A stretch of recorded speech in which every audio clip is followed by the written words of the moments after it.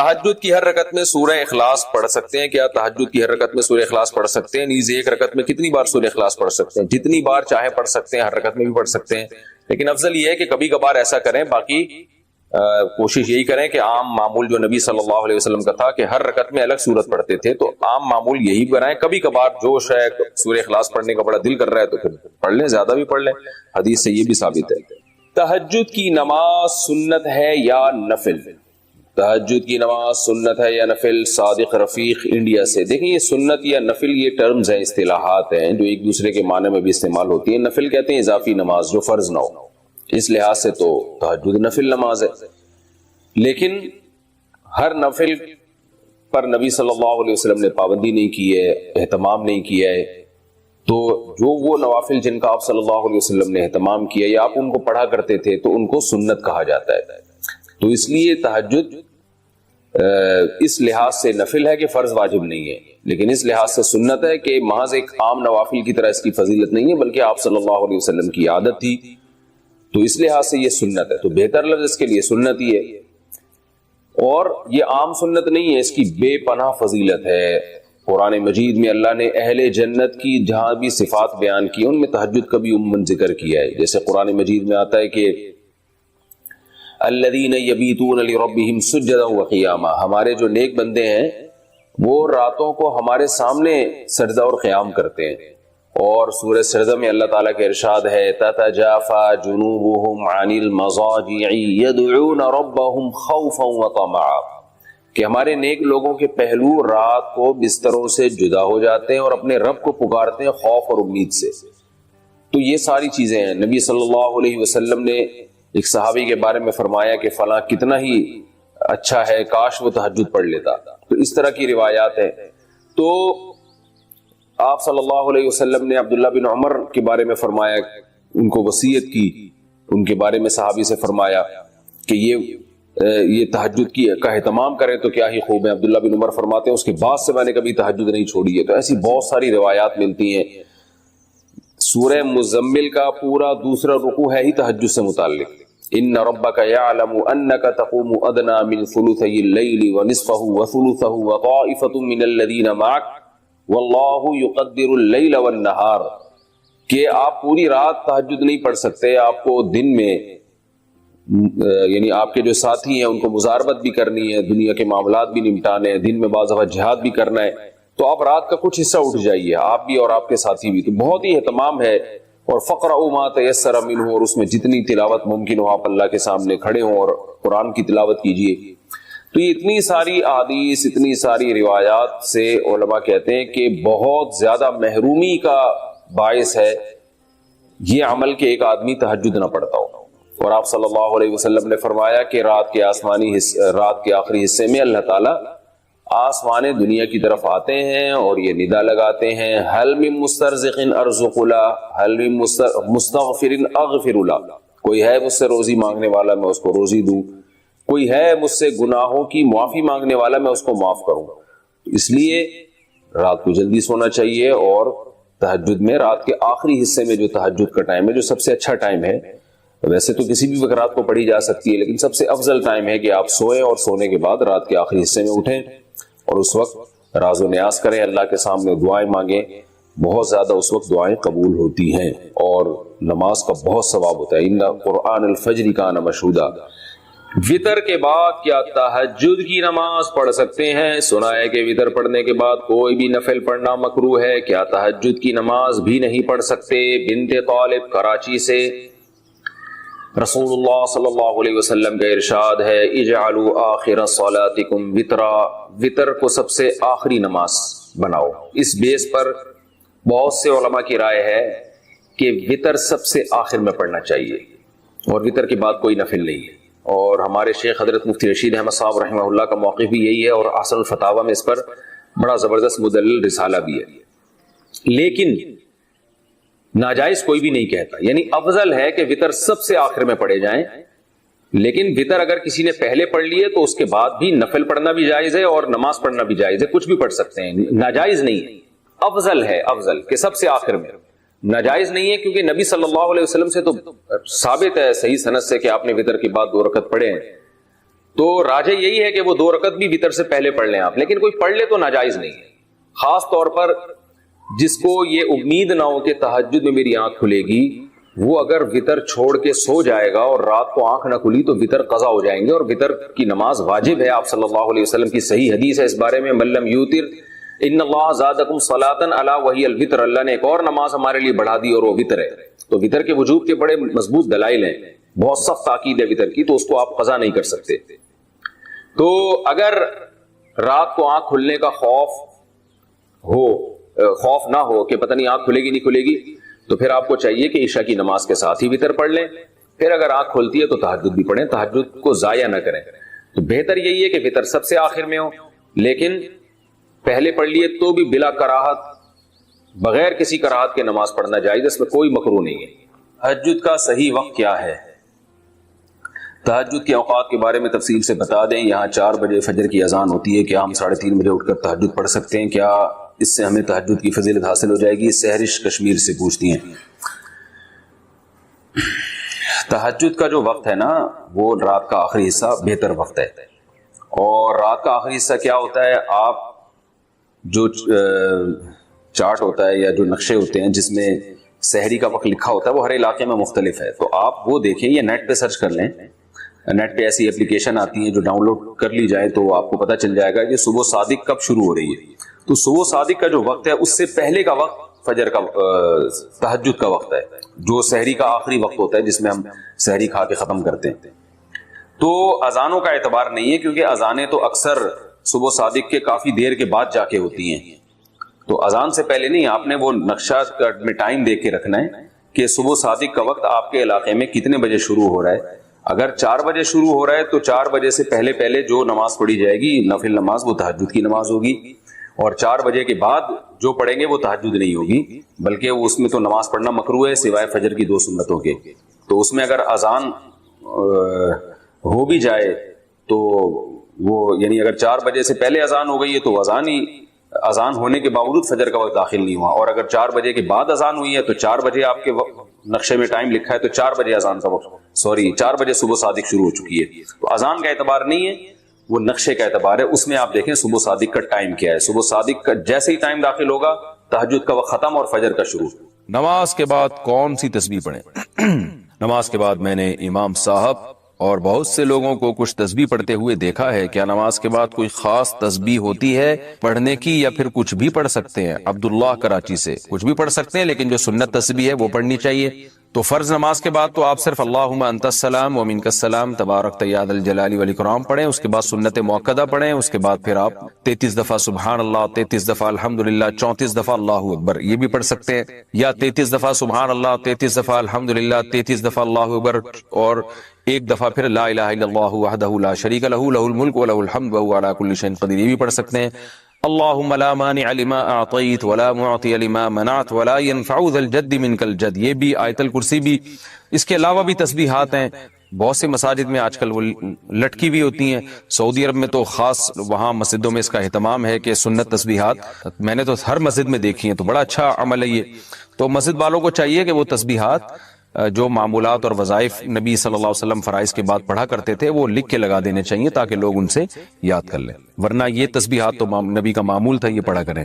فرض کے بعد سنت میں کتنا وقفہ کیا جائے؟ نماز کے بعد جو مسنون اذکار ہیں وہ ہمیں فرض کے بعد پڑھنے چاہیے یا سنتیں مکمل کرنے کے بعد؟ نیز فرض اور سنتوں کے درمیان کتنا وقفہ ہونا چاہیے؟ اقبال احمد مقبوضہ کشمیر سے۔ جناب اقبال بھائی، اس بارے میں 2 قول ہیں علماء کے۔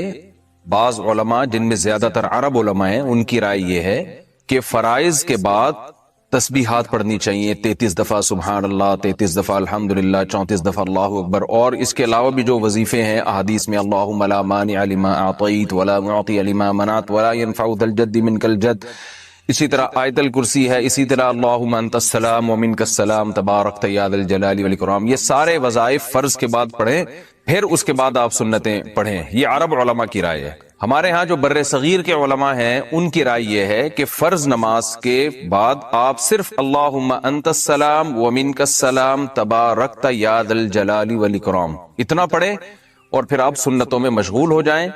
سنتوں میں اور فرائض میں زیادہ تاخیر ٹھیک نہیں ہے، کیونکہ سنتیں فرائض ہی کا گویا کہ اس کی کا بقیہ ہیں، اس کی تکمیل کا ذریعہ ہیں، تو ان میں زیادہ تاخیر ٹھیک نہیں ہے۔ اور پھر سنتوں کے بعد آپ یہ وظائف پڑھیں، 33 دفعہ سبحان اللہ، اور جو بھی آپ نے دعا مانگنی ہے سب کچھ اس کے بعد ہوگا۔ دونوں کے دلائل ہیں جس کا میں خلاصہ بیان کر دیتا ہوں۔ جو عرب علماء جس طرز پہ عمل کرتے ہیں ان کی دلیل وہ احادیث ہیں، صحیح احادیث ہیں، جن میں رسول اللہ صلی اللہ علیہ وسلم نے فرائض کے بعد ان وظائف کے پڑھنے کا حکم دیا ہے۔ جیسے آپ نے فرمایا جو آیت الکرسی فرض نماز کے بعد پڑھے گا عذاب قبر سے محفوظ، اسی طرح آپ نے جو صحابہ کو حکم دیا کہ فرائض کے بعد یہ تسبیحات کرو، تو اس میں مکتوبہ کا لفظ ہے، صلاۃ مکتوبہ، جو فرض نماز ہے اس کے بعد۔ تو وہ کہتے ہیں دیکھو اس سے تو پتہ چلتا ہے کہ فرض نماز کے بعد ہونا چاہیے، تو لہذا عرب میں یہ رواج ہے کہ وہ فرائض کے فوراً بعد پڑھتے ہیں۔ جو بر صغیر کے علماء ہیں، جو زیادہ تر فقہ حنفی کے علماء ہیں، ان کی جو رائے ہے وہ یہ ہے کہ صرف اللہم انت السلام کے بقدر ٹھہرا جائے اور اللہم انت السلام پڑھا جائے، باقی سارے وظائف سنتوں کے بعد۔ ان کی دلیل بھی بہت مضبوط ہے، صحیح ہے، مسلم کی حدیث ہے، حضرت عائشہ رضی اللہ تعالی عنہا فرماتی ہیں کہ رسول اللہ صلی اللہ علیہ وسلم فرض کے بعد صرف اللہم انت السلام ومنک السلام تبارکت یا ذا الجلال والاکرام اتنا اس کے بقدر بیٹھتے تھے اور کھڑے ہو جایا کرتے تھے۔ تو دونوں طرح کی حدیثیں ہیں۔ تو اب اگر ہم ان احادیث کو لیتے ہیں جن میں آتا ہے کہ فرض نماز کے فوراً بعد آپ صلی اللہ علیہ وسلم نے ہمیں، یعنی جن میں آتا ہے کہ فرض نماز کے بعد آپ صلی اللہ علیہ وسلم نے ہمیں تسبیحات کا حکم دیا، تو ان حدیثوں پر عمل کرتے ہیں تو یہ حدیث چھوٹتی ہے، کیونکہ مسلم کی حدیث میں ہے کہ صرف اللہم انت السلام کے بقدر آپ بیٹھتے تھے پھر کھڑے ہو جایا کرتے تھے، اور اگر ہم اس حدیث کو لیتے ہیں تو وہ حدیث چھوٹتی ہے۔ تو اس لیے جو بر صغیر کے علماء ہیں ان کی جو رائے ہے اس میں ہمارے خیال میں تمام قسم کی روایات میں تطبیق ہو جاتی ہے۔ وہ اس طرح سے وہ یہ کہتے ہیں کہ یہ جو حدیث ہے جس میں حضرت عائشہ نبی کا عمل بتا رہی ہیں کہ آپ صلی اللہ علیہ وسلم کا جو اپنا عمل تھا، وہ اپنا عمل یہ تھا کہ آپ اللہم انت السلام ومنک السلام تبارکت یا ذا الجلال والاکرام کے بقدر ٹھہرتے اور پھر کھڑے ہو جاتے۔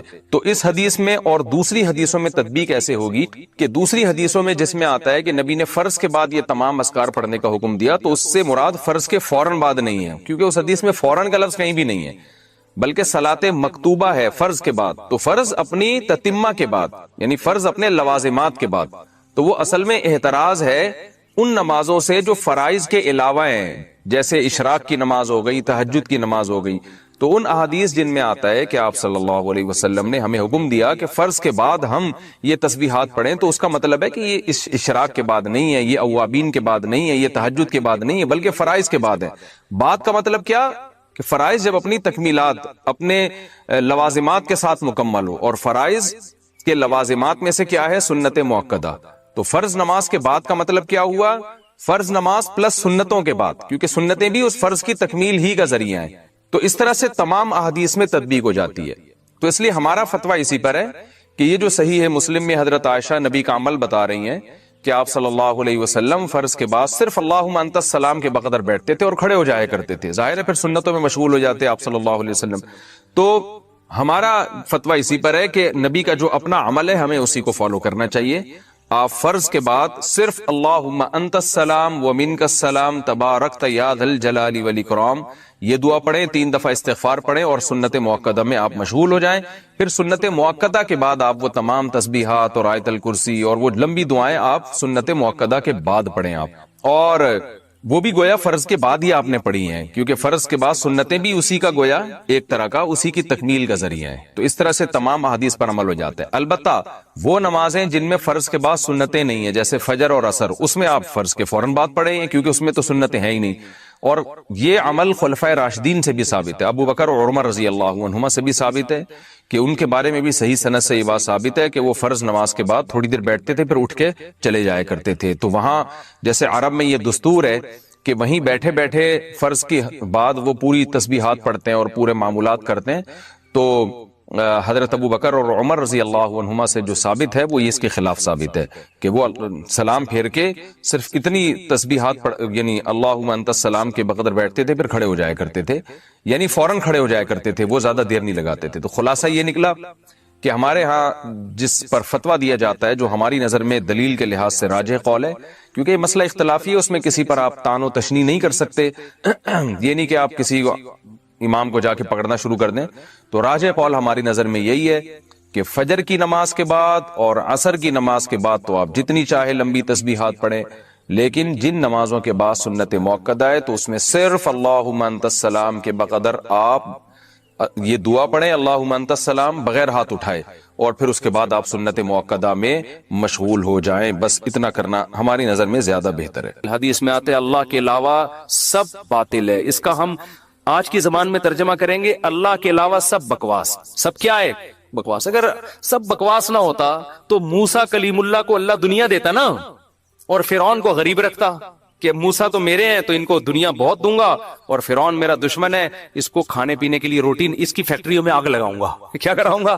فیکٹریاں تو فرعون کی چل رہی تھیں، اس کے محلات کے نیچے نہریں بہ رہی تھیں، اور موسیٰ کلیم اللہ کو فرعون غربت کے تانے دیتا تھا. ان کے پاس تو کچھ بھی نہیں ہے، شادی کرنے کے لیے تو 10 سال بکریاں چرائی ہیں انہوں نے. آپ شادی کرتے ہیں نا، اصل میں کیسے بھائی اتنے اچھے خاندان میں شادی ہوئی، آپ بتاتے ہیں یار ایکچولی میرا بزنس، اور وہ انہوں نے ایسا میرا اسٹیٹس دیکھا کہ خود ہی دے دی انہوں نے. اور غریب آدمی ابے تجھے کیسے مل گئی؟ تو کیا کہہ رہا تھا یار کسی کا رکشہ ادھار لے کے گیا تھا میں بتانے کے لیے. وہ بیچارہ فخر کر سکتا ہے. تو فرعون یہ تانے دیتا موسیٰ علیہ السلام کو کہ ام انا خیر من ھذا الذی ھوا مہین، میرے پاس دولت یہ غریب. تو اس سے پتہ چلتا ہے اللہ کے علاوہ اس دنیا میں سب کچھ کیا ہے؟ بکواس. ہمارے نبی کچرے کے ڈھیر پہ صحابہ کے ساتھ گئے، ایک مری ہوئی بکری کا بچہ، سوری مری ہوئی بکری کا بچہ نہیں، بکری کا مرا ہوا بچہ، سمجھتے ہو؟ بکری کا مرا ہوا بچہ مردار ہوتا ہے نا، بو آ رہی ہوتی ہے، پھول پھٹ رہا ہوتا ہے. آپ نے صحابہ سے فرمایا کوئی ہے جو اس کو کچھ درہم میں خریدے؟ صحابہ نے کہا یا رسول اللہ اس گند کو کون خریدے گا؟ آپ نے فرمایا اللہ کی نظر میں اس دنیا کی حیثیت اس سے بھی کم ہے. جو ہم اس کو لفٹ کرا رہے ہیں نا، میرا پلاٹ، میری گاڑی، چند اصل میں یہ سمجھ میں آتی نہیں ہے. آنکھ بند ہوگی تو سمجھ میں آ جائے گا یار کس چیز پہ میں نے محنت. تو دل سے دنیا کی محبت نکالو، اور یہ ذکر تنہائی میں اجتماعی نہ کرے، ایک بدعت نہ بن جائے. ہاں لاؤڈ اسپیکر کھول کھول کے بھی مسجدوں میں ہو رہا ہے، ایک ٹوپی ڈرامے شروع ہو جاتے ہیں. ہر چیز کو نا لوگ انٹرٹینمنٹ کا ذریعہ بنا لیتے ہیں. اب یہ ذکر میں نے بتا دیا تو اب پتہ چلا مسجدوں میں پروگرام چلے، آئیے ہمارے ہاں 3:05 پہ ذکر ہوگا، پھر ہاں ہو رونا دھونا کرنا کرانا کچھ بھی نہیں ہوتا. تو تنہائی میں بیٹھ کے اگر 100 دفعہ ایسے کر لیں، لا الہ، ہلکی آواز کے ساتھ، لا الہ الا اللہ، لا الہ الا اللہ، لا الہ الا اللہ، آپ کئی دن تک کنٹینیو کریں گے، آپ کے دل کی کیفیت بدلنا شروع. پھر آپ کو لگے گا یار لا الہ کوئی نہیں ہے، سب بکواس ہے. پھر کوئی آپ سے آ کے کہے گا نا ابے بحریہ ٹاؤن، آپ کہو گے میں تو رات کو 100 دفعہ دل سے یہ بحریہ ٹاؤن نکالا ہے میں نے. تو کس بحریہ ٹاؤن کی بات کر رہا ہے؟ دنیا رکھو ضرور، ایسا نہ ہو کہ پلاٹ ہی بیچ دیں صبح اٹھ کے. 3 پلاٹ تھے بحریہ ٹاؤن میں بچوں کے لیے رکھے ہوئے تھے، لا الہ الا بحریہ ٹاؤن نکال کے صبح کا اٹھا کے دے دو کسی کو. بس تو اتنا کریں جتنا افورڈ کر سکتے ہیں. یہ تو ہمارے نبی نے تو رکھا ہی نہیں نا، لیکن ہمیں حکم ہے، ہم کمزور لوگ ہیں، رکھ لو. اگر اللہ نے وسائل دیے ہیں دل نہ لگاؤ. دل لگانے کا کیا مطلب ہے؟ فیکٹری اس لڑکے نے رکھی تھی مگر دل میں بھی رکھی ہوئی تھی. تو میں نے کہا دل سے فیکٹری کو کیا کرو؟ نکال دو. جب نکالو گے تو کیا ہوگا؟ دل میں محبت ہے یا نہیں ہے، اس کی علامت ہے چھوٹ جانے پہ نقصان کتنا ہوتا ہے. دیکھو بہت سے لوگ اپنی بیوی سے کہتے ہیں میں تم سے بہت محبت کرتا ہوں، پتا چلے گا مرنے پہ نقصان کتنا افسوس کتنا ہو رہا ہے. آپ رہتے تو سبھی میاں بیوی اکٹھے ہی ہے نا، کیا خیال ہے؟ صبح وہ ناشتہ بنا کے دے گی، آپ کھا لو گے، آپ کے بچوں کو سب ایک محبت سے ہنسی خوشی زندگی گزر رہی ہے. اس سے تھوڑی پتا چلتا ہے کہ آپ کو اس سے محبت بھی ہے یا نہیں ہے. اگر وہ مر جائے، اس کو کینسر ہو جائے، آپ کے دل میں آئے کہ چلو یار بازنا اوپر سے ڈاکٹر صاحب بس بہت ٹینشن میں، اندر سے یار خود سے جا رہی ہے جانے تو. جیسے ایک 2 نمبر مولوی صاحب تھے بدعتی، وہ تقریر کرتے تھے چوری حرام چوری حرام چوری حرام. ایک دن ان کے گھر میں کھانا نہیں تو ان کی بیوی نے کہا کیا کروں بھائی؟ انہوں نے کہا پڑوسیوں کی مرغی چوری کر لو. تو انہوں نے کہا بھائی پڑوسیوں کے آپ تو خود چوری کے خلاف بیان کرتے ہیں. اس نے کہا بھائی ہم شوربے سے لگا کے کھا لیں گے، بوٹیاں چوری کی تو بوٹیاں ہوں گی نا، بوٹیاں نہیں کھائیں گے ہم. اب ان کی بیگم نے سالن پکایا اور دیگچی کو انڈیلنے لگی تاکہ شوربہ آئے، اور بوٹیوں کو چمچ سے پیچھے کرنے لگی. تو یہ کہتے ہیں بھائی جو خود سے آئے چوری تو وہ ہے نا، ہم کھا رہے ہیں، ہم تھوڑی کھا رہے ہیں، خود ہی آ رہی، کشش ثقل گریوٹی کی وجہ سے آ رہی ہے یہ سب. تو بعض لوگ بیوی سے اتنے بیزار ہوتے ہیں، علاج بھی کر رہے ہیں ذمہ داری سمجھ کے، لیکن دل میں یہ ہوتا ہے اگر خود سے مر رہی ہے نا تو اللہ تو سمجھتا تو ہے نا میں کیا کہنا چاہتا ہوں. تو ساتھ رکھنا، اس سے نہیں پتا چلتا کہ آپ کو اس سے محبت ہے یا نہیں ہے. لوگ رہ لیتے ہیں پیسہ بھی رکھ لیتے ہیں. محبت کا اس سے پتہ چلتا ہے چھوٹ جانے پہ غم کتنا ہوتا ہے. گاڑی رکھیں, بنگلہ رکھیں, چھوٹ جانے کے لیے تیار رہیں, چھوٹ گئی تو کوئی مسئلہ نہیں ہے یار. تو میں نے ان صاحب کو کہا کہ یہ فیکٹری میں ابھی سے فرض کر لو آگ لگ گئی ہے اور سب برباد ہو گیا, اب آپ دھوتی بنیان میں گھوم رہے ہو ٹھیک ہے نا, تو کیا ہوگا؟ اس میں نے کہا وہ ابھی سے فرض کر لو. تو کہنے لگے یار بڑا سکون ملا ہے. تو میں نے کہا یہ سکون آپ کا پھر ختم ہو جائے گا, پھر فیکٹری تو نکالو اس کو دل سے. اور دل سے دنیا نکالنے کا ایک بہت بہترین طریقہ ہے صدقہ کیا کرو. جب روکڑا خرچ کرتا ہے نا دل کھینچتا ہے. ہم جو صدقہ کرتے ہیں نا اس میں ٹینشن نہیں ہوتی ہمیں. اتنا کرو جس سے تھوڑی سی تکلیف ہو کہ کیا کر دیا یار, کیا کر رہا ہوں. حدیث میں آتا ہے بہترین صدقہ وہ ہے کہ جب تم کرو تو تمہیں ڈر ہو کہ غریب نہ ہو جاؤں. تأمل الغنا و تخشى الفقر, اور نہ کرنے میں امید ہو کہ بڑا پیسہ بنا لوں گا. اس کنڈیشن میں جب کرو گے نا تو یہ سب سے بہترین صدقہ ہے. تو صدقہ کیا کرو, دے دیا کرو یار. یہ ہمارے حضرت فرماتے تھے ایک آدمی دکان سے اتنی محبت ہو گئی اس کو, ایک دن اس نے کہا کہ مجھے اتنا دکان میں دل اٹک گیا, ایک دن میں دکان بند کر کے بیٹھ گیا. میں نے کہا بھاڑ میں جائے, اپنی اصلاح کے لیے نا, کوئی بات نہیں نقصان کرو یار اپنا, ہر وقت دکان دکان دکان, ایسی کی تیسی تالا لگا کے گھر بیٹھ گیا کہ جب نارمل کنڈیشن میں ہوں گا پھر آؤں گا.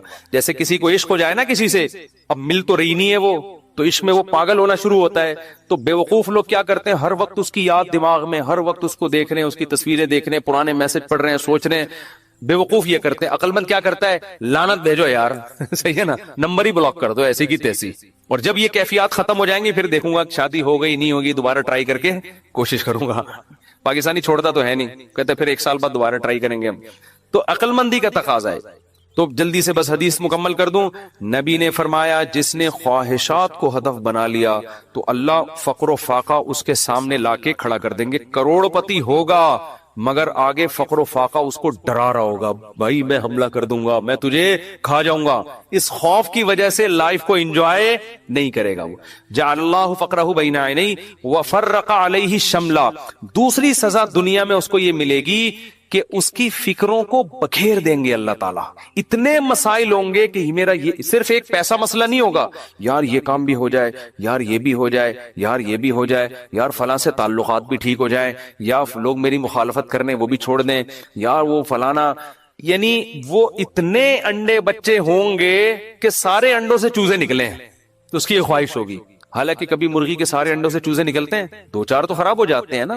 تو فرقہ یہ اور عجیب ٹینشن, سکون نہیں ہوگا. یہ بھی اس کی فکریں اللہ کیا کر دے گا, اس کے سامنے بکھیر دے گا. یہ بالکل ایسے ہے جیسے بہت ساری ٹینشنیں اگر ایک پوٹلے میں ہو نا, انسان کہتا ہے اٹھا کے پوٹلا پھینک دو, ختم. اور وہ پوٹلا کھل کے بکھر جائے, ایک ٹینشن وہ ہے, ایک ٹینشن وہ ہے, ایک ٹینشن وہ. اس کو کمبخت کو سمجھ میں ہی نہیں آئے گا ان ٹینشنوں سے میں جان چھڑانا شروع کون سی والی ٹینشن سے کروں, میں کون سی والی ٹینشن کو میں پہلے پھینکوں, پھر اتنی بکھری ہوئی ہوں گی اس میں ڈوبا ہوا ہوگا وہ. اور آگے آپ نے فرمایا اتتہ ولم یاتہ من الدنیا الا ما قدر له. یہ سارے کام دنیا کے لیے کر رہا تھا نا, وہ دو بکھیڑے پال لیے اس نے, دنیا کے لیے سب کچھ کر رہا تھا, اور اس کی دو سزائیں تو اللہ فوراً دے دے گا, فقر و فاقے کا خوف اور ٹینشنوں کو بکھیر دے گا. یہ دو ٹینشنیں تو چلو ہم کہتے یار دنیا مل جاتی تو چلو یہ ٹینشنیں بھی قبول ہیں. اللہ کہتے ہیں ملے گی اتنی جتنی مقدر ہے. نبی نے فرمایا ملے گی اتنی نہیں جتنی اس کی چاہت ہے, اتنی جتنی اللہ نے لکھی ہوئی ہے. اگر یہ زیادہ کی کوشش کرے گا تو ہو سکتا ہے دھیلا بھی نہ ملے, اور ہو سکتا ہے ڈبل مل جائے. تو یہ بھی اس کی چاہت پہ نہیں ہے, یہ کس کی چاہت پہ ہے, اللہ کی. تو یقینی پھر بھی نہیں ہے, وہ پھر میں چٹکلا سنا دوں نا, یقینی پھر بھی نہیں ہے. ایک آدمی کو بیوی اچھی نہیں لگتی تھی, بیچاری نے ہر طرح سے کوشش کر لی کہ میں اپنے میاں کو اچھی لگوں, اچھی پھر بھی نہیں لگ رہی اس کو. ایک دن وہ بڑی خوبصورت لپسٹک اور خوبصورت زیور اور خوبصورت ساڑی اور بڑا خوبصورت لباس, ہر چیز بڑی وی آئی پی پہن کے آ گئی. ابھی اب بیوی کی تعریف کر رہے ہیں, یار کیا خوبصورت چوڑیاں پہنی ہوئی ہیں. کہہ رہی تھینک یو, آپ کا بہت شکریہ, کیا خوبصورت ساڑی. کہہ رہی وہ لڈو پھوٹ رہے ہیں کہ آج تو میرا میاں. نماز کی ہر رکعت میں سورہ اخلاص پڑھنا. فرض نماز میں ہر رکعت میں سورہ اخلاص پڑھ سکتے ہیں. خلیفہ شاہ نیو یارک سے پڑھ سکتے ہیں, نماز ہو جائے گی. حدیث میں آتا ہے ایک صحابی نماز میں بار بار سورہ اخلاص پڑھتے تھے. آپ نے ان کو بلا کے پوچھا, انہوں نے کہا مجھے اس سے محبت ہے, تو آپ نے ان کو جنت کی بشارت دی. تو اگر کسی کو عقیدہ توحید سے محبت ہے، اللہ تعالیٰ کی توحید ہے، اس میں اس نیت سے پڑھتا ہے تو انشاءاللہ کوئی حرج نہیں ہے، لیکن نارملی یہ عمل ناپسندیدہ ہے۔ صحابہ نے شکایت بھی اسی وجہ سے کی تھی نا کہ نبی کا عام معمول یہ نہیں تھا، تو بہتر یہی ہے کہ ایک رکعت میں کوئی سورت پڑھیں، دوسری میں دوسری پڑھیں، تیسری میں تیسری سنتیں پڑھ رہے ہیں تو تیسری میں کوئی اور سورت، بہتر یہی ہے۔ کبھی کبھار اگر ہو جائے تو کوئی حرج نہیں ہے۔ عصر سے پہلے نفل نماز کا حکم، عائشہ صاحبہ نیو یارک سے پوچھتی ہیں عصر سے پہلے نفل نماز پڑھ سکتے ہیں؟ پہلے جتنی چاہیں پڑھیں، بعد میں نہیں پڑھ سکتے۔ عصر کی نماز کے بعد نفل پڑھنا جائز نہیں ہے، ہاں قضاء عمری پڑھ سکتے ہیں، یا کوئی اور قضا نماز ہو جائے تو وہ پڑھ سکتے ہیں، لیکن نوافل عصر کے بعد نہیں پڑھ سکتے، پہلے جتنے چاہیں پڑھیں۔ نماز میں آنکھ بند کرنا جائز ہے؟ کیا نماز میں آنکھ بند کر سکتے ہیں اور کتنی دیر تک؟ عابد خان سعودی عرب سے۔ نماز میں آنکھ بند کرنا مکروہ ہے، ناپسندیدہ ہے، کیونکہ نبی صلی اللہ علیہ وسلم ہمیشہ آنکھیں کھول کے نماز پڑھتے تھے، تو اس لیے بہتر یہی ہے کہ نماز میں آنکھ کھول کے نماز پڑھیں آپ۔ اندھیرے میں نماز پڑھنے کا حکم، اندھیرے میں نماز پڑھنا ممنوع ہے یا نہیں؟ عثمان غنی آئی لینڈ سے۔ کوئی ممنوع نہیں ہے، پڑھ سکتے ہیں۔ عبد الرشید صاحب راجستھان انڈیا سے پوچھتے ہیں کیا نماز میں بسم اللہ پڑھنا واجب ہے؟ کیا بسم اللہ الرحمن الرحیم نماز کی پہلی رکعت میں پڑھی جائے گی یا ہر رکعت میں پڑھنا وہ لازم ہے؟ بھائی لازم کسی رکعت میں بھی نہیں ہے، سنت ہے، بہتر ہے جب پہلی رکعت میں آپ اللہ اکبر کہہ کے نیت باندھتے ہیں تو ثنا پڑھیں، ثنا کے بعد اعوذ باللہ من الشیطان الرجیم، پھر بسم اللہ الرحمن الرحیم، پھر سورہ فاتحہ پڑھیں۔ سورہ فاتحہ کے بعد اگر آپ درمیان سے کہیں سے تلاوت کر رہے ہیں سورت کے تو پھر بسم اللہ نہ پڑھیں، اگر سورت کے شروع سے تلاوت کر رہے ہیں تو پھر بسم اللہ الرحمن الرحیم دوبارہ پڑھیں، اور جیسے الم تر کیف فعل ربک پڑھ لی یا قل هو اللہ پڑھ لی، تو سورت شروع کرنے سے پہلے بسم اللہ پڑھیں آپ، سنت ہے۔ پھر جب دوسری رکعت کے لیے آپ کھڑے ہوں گے تو پھر سورہ فاتحہ سے پہلے بسم اللہ، اور پھر جب سورہ فاتحہ پڑھ کے نئی سورت شروع کریں گے تو بسم اللہ۔ اگر سورت شروع نہیں کرتے، قرآن کے درمیان سے پڑھتے ہیں تو پھر بسم اللہ نہ پڑھیں، کیونکہ بسم اللہ سورت شروع کرنے سے پہلے پڑھنا سنت ہے۔ تو چاہے سورہ فاتحہ ہو یا کوئی نئی سورت ہو، اس سے پہلے بسم اللہ عام حالات میں بھی پڑھنی چاہیے اور نماز میں بھی۔ ہاں سورہ توبہ جب آپ پڑھیں گے تو پھر اس سے پہلے بسم اللہ الرحمن الرحیم نہ پڑھیں آپ، لیکن یہ واجب نہیں ہے، میں نے بتایا سنت ہے، چھوٹ جائے تو کوئی گناہ نہیں ہے۔ کیا عشاء کے صرف 4 فرض پڑھ سکتے ہیں؟ اگر کوئی عشاء کی نماز لمبی ہونے کی وجہ سے چھوڑ دیتا ہے تو اگر وہ صرف 4 فرض پڑھ لے تو کیا اس کی عشاء کی نماز ہو جائے گی؟ اسی طرح اگر عصر کی بھی صرف 4 رکعت فرض پڑھ لے تو کیا اس کی نماز ہو جائے گی؟ کوئی گناہ تو نہیں ہوگا؟ حنا صاحبہ بہاولپور سے۔ جی حنا صاحبہ بالکل فرض نماز ہو جائے گی۔ 17 رکعتیں سوچ کے نماز ہی چھوڑ دینا عشاء کی، یہ تو بہت بڑا ظلم ہے۔ تو 4 فرض یہ بہت زیادہ ضروری ہیں، اگر کوئی سنتیں نہیں پڑھ رہا صرف 4 فرض پڑھ لیتا ہے تو فرض تو ذمے سے ساقط ہو گئے نا، ورنہ فرض چھوڑنا تو کبیرہ بہت بڑا گناہ ہے اسلام میں۔ تو کسی بھی طرح ہو فرض بہرحال پڑھیں۔ باقی عشاء کے بعد 2 سنتیں موقدہ ہیں تو وہ بھی پڑھ لے، کیا جا رہا ہے اس میں، وہ بھی موقدہ ہیں۔ کبھی کبھار چھوڑ دیں تو کوئی حرج نہیں ہے، لیکن چھوڑنے کا معمول بنا لینا اس میں گناہ کا خطرہ ہے، ایسا شخص قابل ملامت ہے، نبی کی شفاعت سے محروم ہونے کا خطرہ ہے۔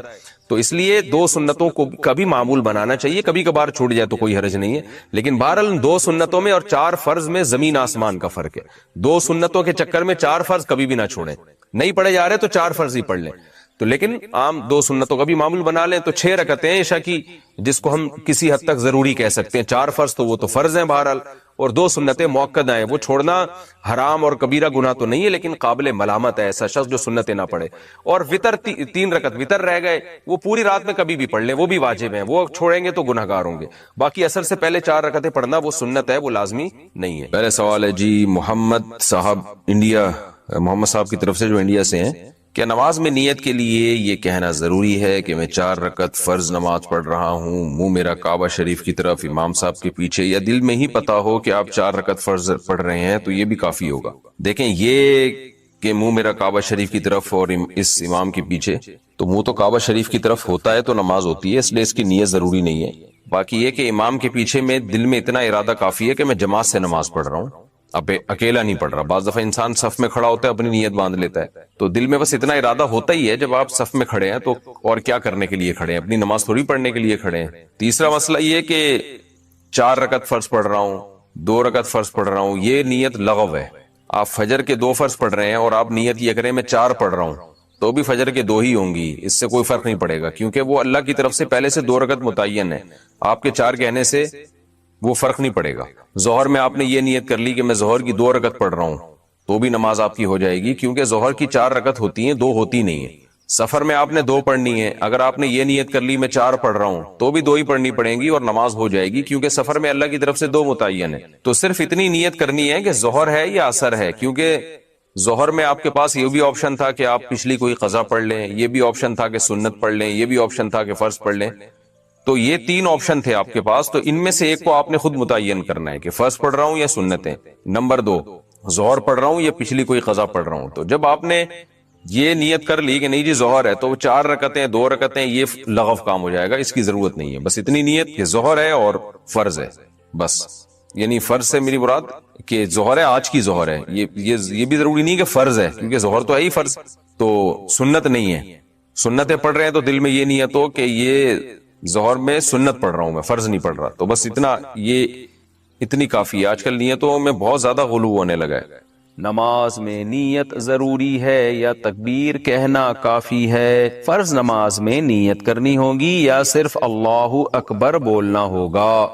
اگر نیت کرنی ہوگی تو وہ اردو میں کریں یا عربی میں کریں۔ سلمہ صاحبہ دبئی سے، دیکھیں نیت نماز میں ضروری ہے، لیکن نیت دل کے ارادے کا نام ہے، اور دل میں ارادہ انسان اپنی زبان میں ہی کرتا ہے جو اس کی مدر لینگویج ہے۔ بس دل میں نیت کرتا ہے میں نماز پڑھ رہا ہوں، تو بس اتنا کافی ہے۔ پھر جو نماز ہے اس کی نیت کر لیں، ظہر کی ہے تو ظہر کی نیت کر لیں، عصر کی ہے تو عصر کی، فرض کی ہے تو فرض کی کر لیں، بس دل میں نیت کافی ہے، اس کا انگلش عربی اردو سے کوئی تعلق نہیں ہے۔ نماز کی نیت کیا زبان سے ضروری ہے؟ نماز کی نیت کا کیا حکم ہے؟ دل میں نیت کافی ہے یا لفظوں سے نیت کرنا ضروری ہے؟ ابرار احمد سومرو سکھر سے، نہیں جی نیت تو دل کے ارادے کا نام ہے، بلکہ فقہا نے لکھا ہے کہ دل میں ارادہ تھا ظہر پڑھ رہا ہوں اور واقعی ظہر کی نماز تھی، زبان سے نکل گیا کہ عصر پڑھ رہا ہوں تو نماز ادا ہو جائے گی، اس لیے کہ دل میں صحیح ارادہ کیا ہوا ہے۔ اور اگر ظہر پڑھ رہا ہے، دل میں ارادہ کر لیا عصر پڑھ رہا ہوں، زبان سے نکل گیا ظہر پڑھ رہا ہوں، تو نماز نہیں ہوگی، حالانکہ زبان سے صحیح نکلا ہے لیکن چونکہ دل میں عصر تھا تو نہیں ہوگی۔ تو اس لیے دل میں ارادہ ہے اصل نماز کے لیے، زبان سے نیت ضروری نہیں ہے۔